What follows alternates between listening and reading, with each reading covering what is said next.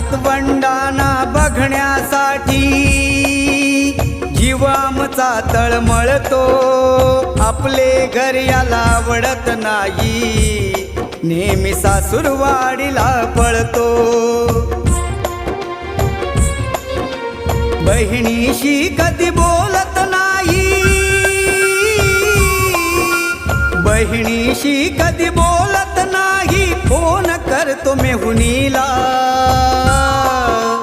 लग्न झाल्यावर मुलगा आई बापाला सोडून गेला. लग्न झाल्यावर